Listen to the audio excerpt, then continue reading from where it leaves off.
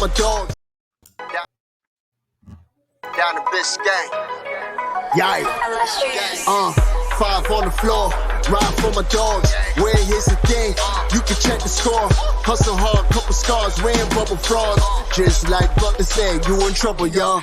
Kept the floor playing, got it all banned. Y'all seen the block, stop with one hand. And Pat we trust, Inspire have the guts. We're here to bring the heat, y'all can hang it up. Welcome to 5 on the Floor, a daily insider show on the Miami Heat and the NBA, featuring Ethan Skolnick, Greg Sylvander, and Alex Toledo, plus others from the 5 Reasons Sports Network. Welcome back to the latest edition, post-game edition of 5 on the Floor. I'm your host, Greg Sylvander. Tonight's floor plan with me, no Ethan, no Alex, no Brady, but I do have the coach, Sean Rochester, and we do have Eternal Bast, who you can normally find on playback, but we're happy to have him on the show tonight. We are going to dive into another Miami Heat loss, 7 straight, the most in Eric Spoelstra coaching tenure history. We're going to get into all that because they did lose to the Phoenix Suns, 118-105. We're going to dive into what went wrong. Before we do, I want to tell you about a couple things. One of them is Off the Floor. That's our new Discord server. You got to go there. This is where Heat chats are happening 24/7. You can talk to all of the most educated, informed Heat fans that have opinions without insults. So it's not like your other social media apps where you're having to go back and forth and get into personal attacks. It's super dope in the way that it's a community. You can have all these different channels to talk music. You can talk Heat. You can talk trades. You can talk other NBA games, other sports, fantasy gambling. You got to check out Off the Floor. It's $2.99 if you sign up on desktop, $3.99 from your Apple device. It is the best, most robust way to keep up with and interact with your favorite team and all of their fans. So check out Off the Floor. Y'all, this was just dreadful. We've gotten to a point now where they've surrendered 143, 125, and 118 in 3 consecutive games. They've lost 7 straight. Everything is sputtering. We're at a point where they almost look like they can't do anything right because even when they're doing things right, they're down by double digits. I don't know how you fix that.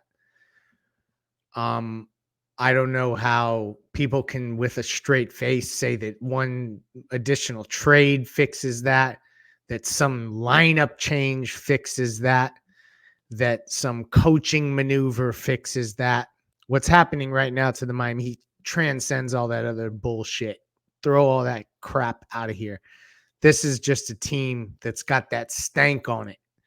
And when you got that stank on you, it's like when you get hit by a skunk. You have to go through very strategic ways to get rid of that smell. And they're going to have to figure out those ways. And I don't know what those ways are. Initial reactions. I'm going to go to the coach first, Sean Rochester. Initial reactions from this game. I know you always are keen on keeping up with the shot profile. Maybe we'll hit them up with that later. But just initial reactions on what is just another gut punch of a Miami Heat loss on their home floor to the Phoenix Suns.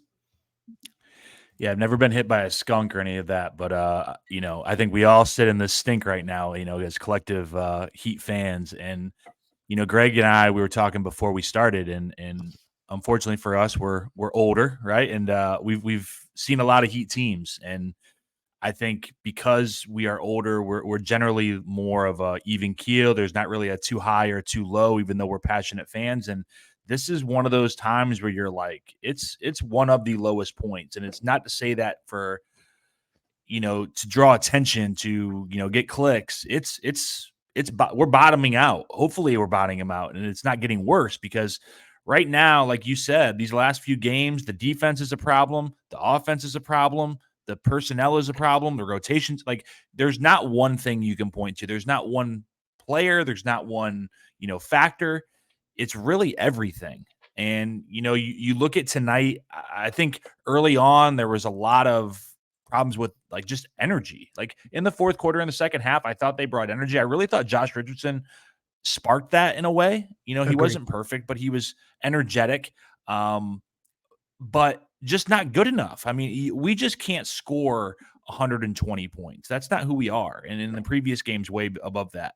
Just to reference the shot profile really quick, and then we'll spin the ball around. This is the number 1 and number 2 teams in terms of mid-range attempts. And tonight it played into that. Both of us shot almost 40% of our shots from mid-range. They made 52% of those shots. We made 29% of their shots. Sheesh. That's the game right there. I mean, we're not getting rim attempts. We're not making mid-range.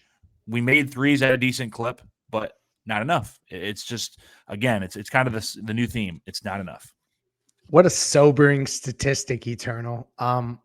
What the hell do you think about this? Because you're as we call you, Eternal Bast, the eternal optimist as well at times.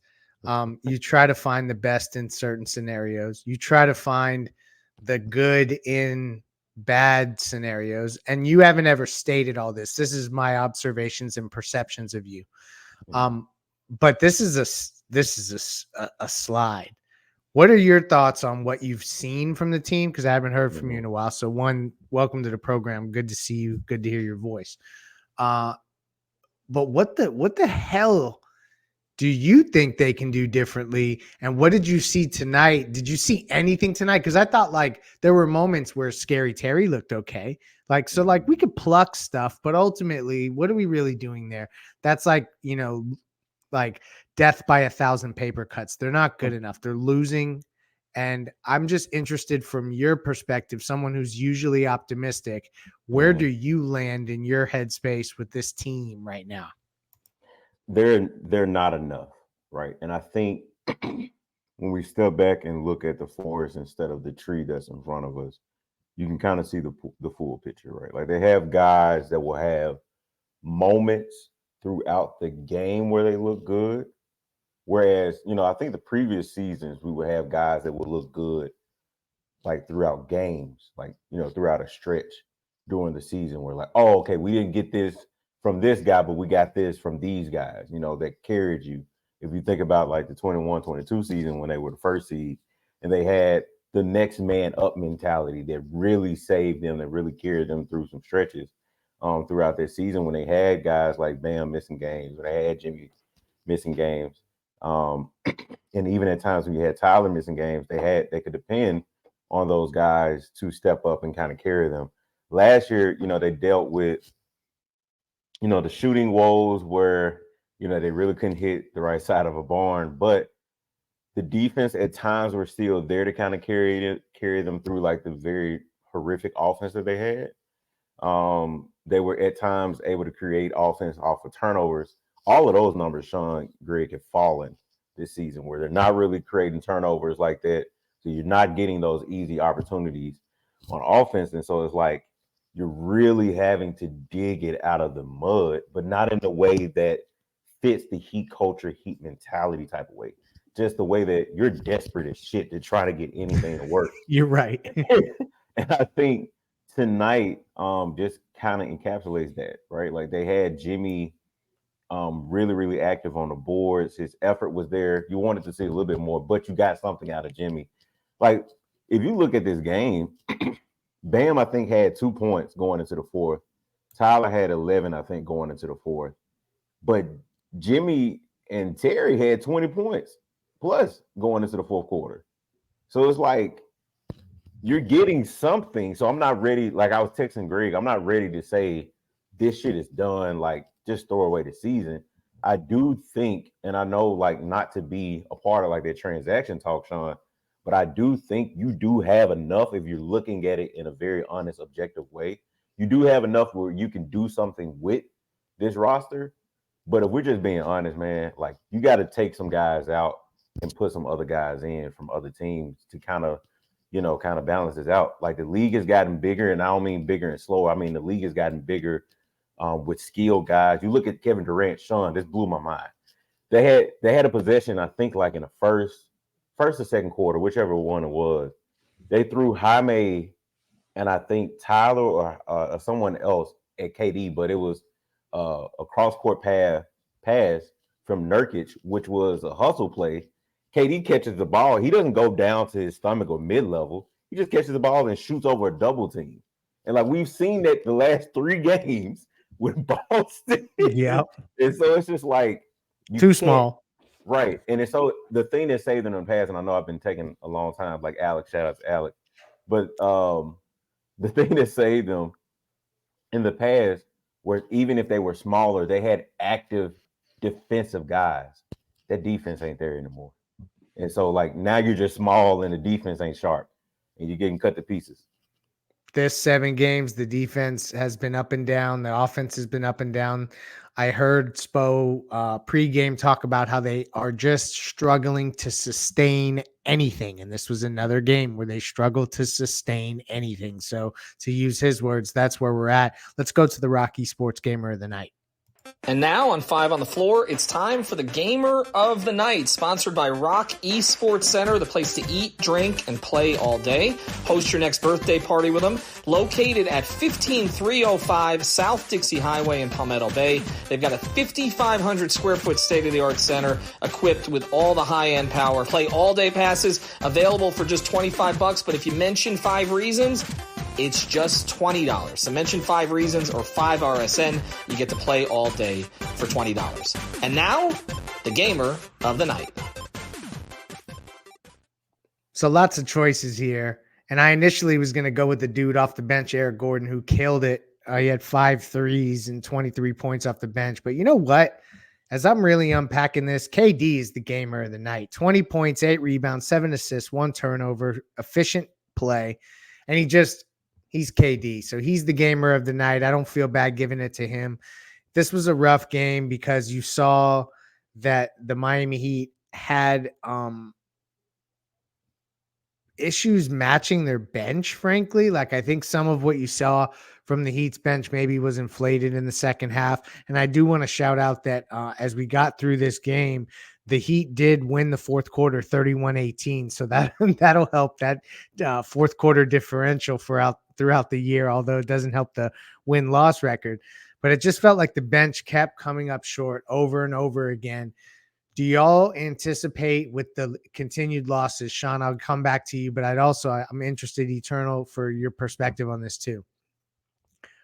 Spo kind of appeared to settle into this starting lineup when Terry Rozier was acquired.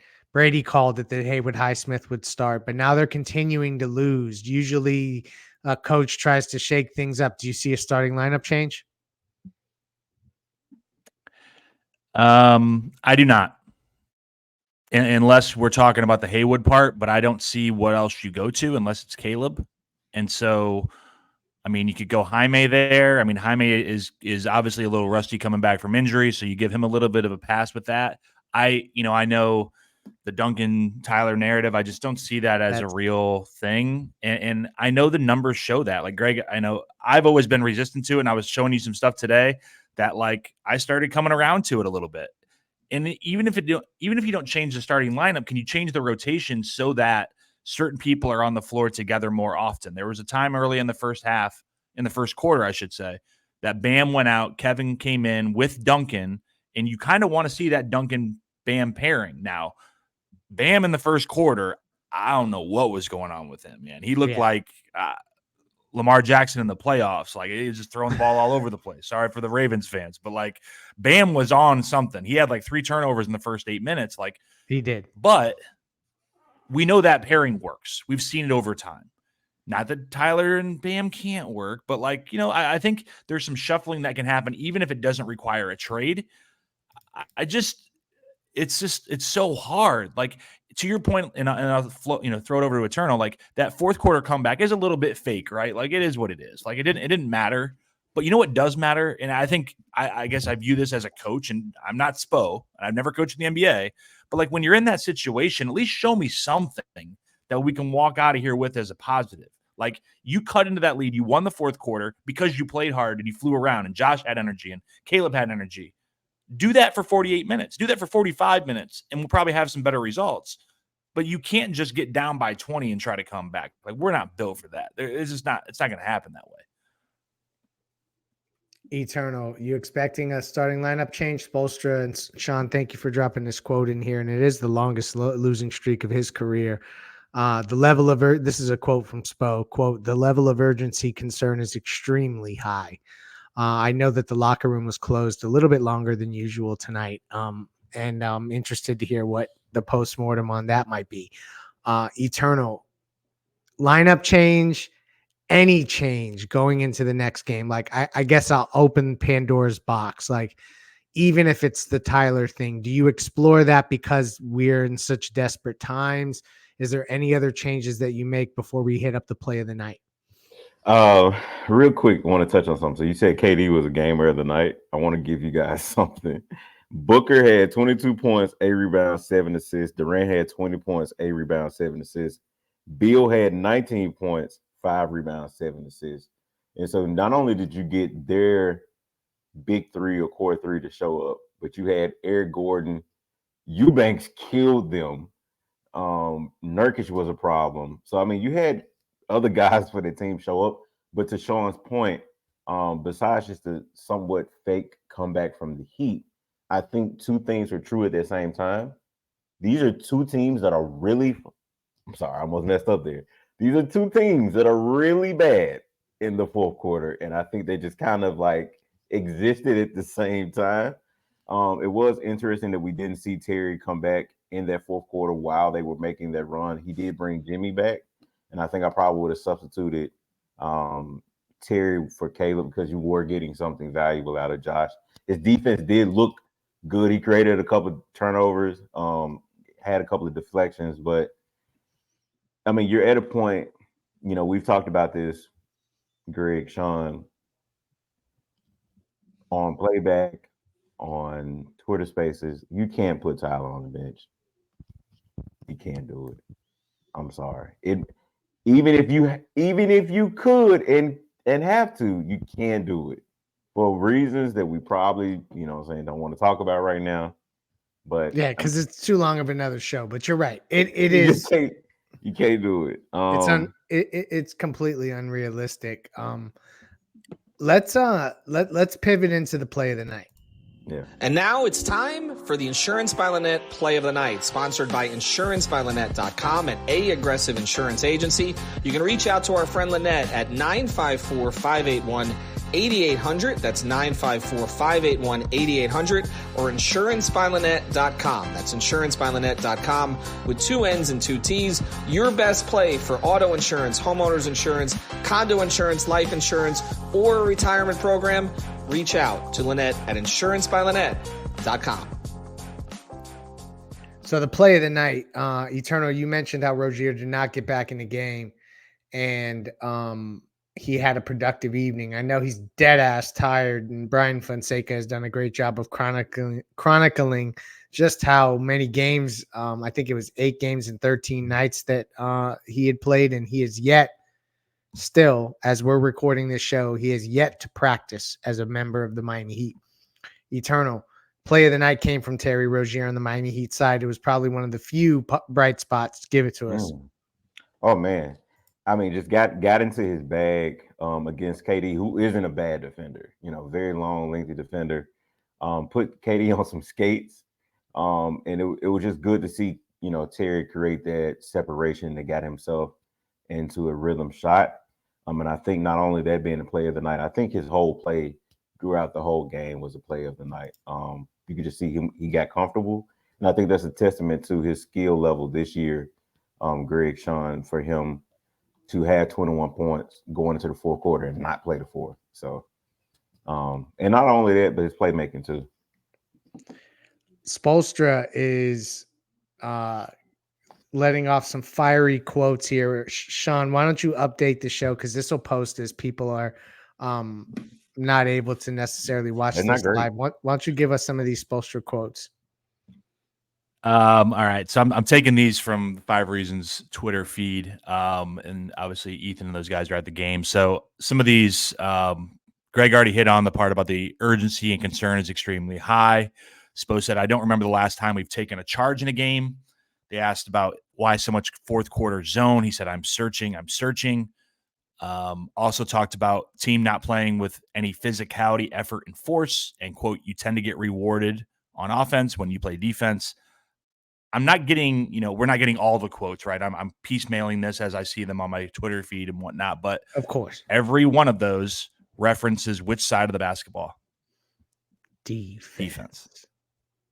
And I think, Greg, you would agree with this. This is kind of his MO. Like when things are bad, he typically points to the defense. And I think that 100%. would even go back to Riles in 95. So, and I know some people are going to be upset with that because like the offense is not good either, right? Like we can all easily say that. And I think Spo knows that too, but it's like, there's so many holes to plug. And I think that quote about him searching, people are going to get mad. And Spo definitely deserves some blame in this. Like this is a collective thing. This is every player on the roster, top to bottom. But he's trying different things, and there's just nothing working right now. So you can't have patience. We understand the situation, but it's like there's only so much the coach can do. There's a whole lot more the players can do.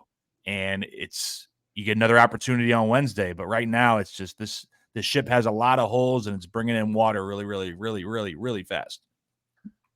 It is. And another interesting statistic that I think is worth us shouting out in our final thoughts here. I'm going to let Eternal give it to you. But first, let's get into the Eric Rubenstein injury report. And now it's time for the official 5 on the Floor injury report, sponsored by our friend Eric Rubenstein, the personal injury attorney. Born and raised in Lauderdale, Florida, lives in Miami, went to St. Thomas. He's a South Florida guy and a huge Miami Heat fan. But the important thing is he can help you get your money that you deserve when something happens to you. So reach out to our guy, Eric Rubenstein.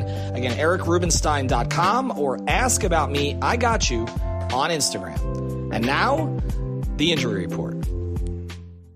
This was quick. The injury report's clean. They're clean. There's nothing to talk about. That's why there's no excuses.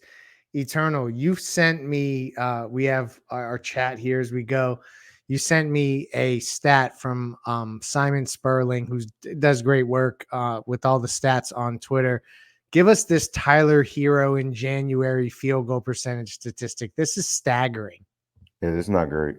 In 22, Tyler was 37.5 field goal percentage. In 23, it was 39.7. And this year is 39.2. Another thing, Greg, Sean, Tyler and Bam, Tyler respectively he was 27% from the floor tonight.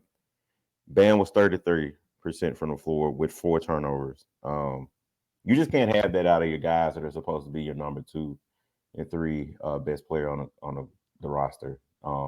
That's unacceptable. And Bam has been having, I mean, you guys touched on him this past weekend, but Bam has been struggling the last few games. Tyler, for the month of January, is shooting 39%. I think he's averaging 18 shots a game and averaging 18 points. 18 points on 18 shots a game, and what Bam has been giving you. Those two guys, that's just unacceptable. It's not enough. It definitely isn't. Sean, final thoughts before we close?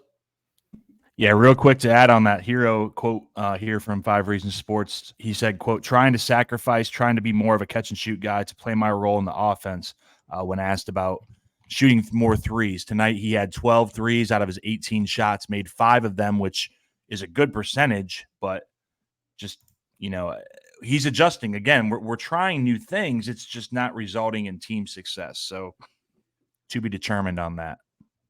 To be determined. The Miami Heat have a lot of work to do. Thank you to our sponsors. Thank you, Eternal. Thank you, Sean. We appreciate everyone listening. We will have you covered for all the future games. And as Eric Spoelstra also said tonight in the quotes, we will get there. Let's see.